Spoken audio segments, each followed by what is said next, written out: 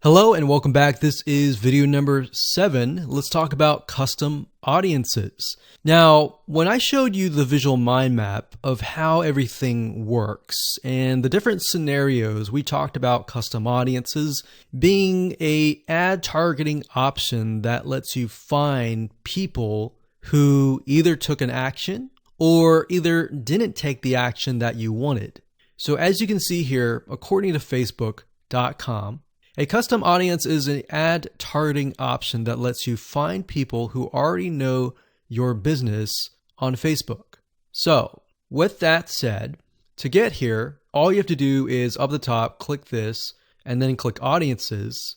And then you'll see a drop-down menu that says create custom audience, and you want to click that. Now you will see an option on creating a lookalike audience, but that's not what we're going to do. You don't really want to create a lookalike audience until you have run enough Facebook ads and you've collected a certain amount of data to know that the lookalike audience is correct. So what is a lookalike audience? A lookalike audience, according to Facebook, is, let's say we run 1,000 people to an opt-in page. And out of 1,000 people, we have about 100 people who opt in.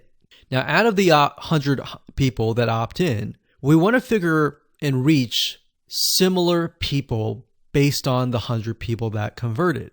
So what you can do is you can create a lookalike audience with Facebook. And what Facebook will do is it'll go out into the database and find people that are very similar to the people that have opted in. Now, that is super powerful. No other platform can do that.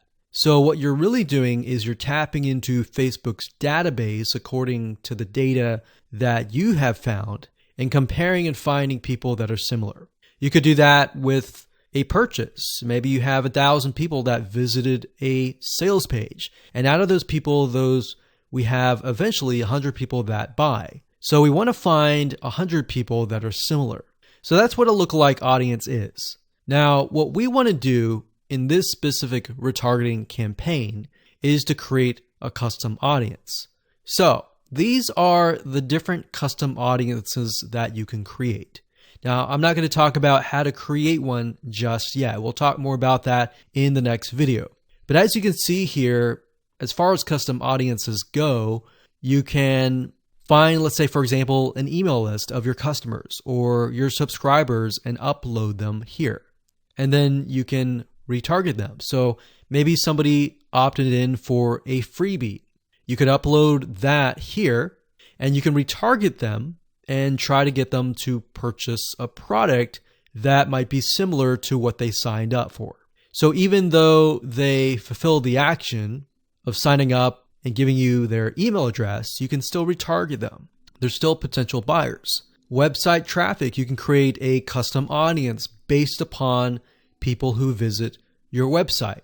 So we could say anybody who visits our opt-in page or anybody who visits our blog posts, we want to retarget them. It doesn't have to be that. It can be people who opted in and who saw the next page. Or maybe they clicked a button and they saw a next page. It doesn't matter what page it is. You can do any page that you want. As long as the Facebook pixel is on it, you can track it, you can create a custom audience. Now, app activity is something that most of you will likely not use. You can create a list of people who launched your app or your game or took a specific action. Offline activity, you can create a list of people who interacted with your business, your in-store business by phone, by offline channels, and all that. For engagement, you can create a list of people who engage with your content on Facebook or Instagram. Now, most of you are going to use the customer file or the website traffic. Very, very few people actually use the app activity or the offline activity unless you have a local business. So one of these two, most likely you're going to start out like this if you don't have a list. So you'll start here.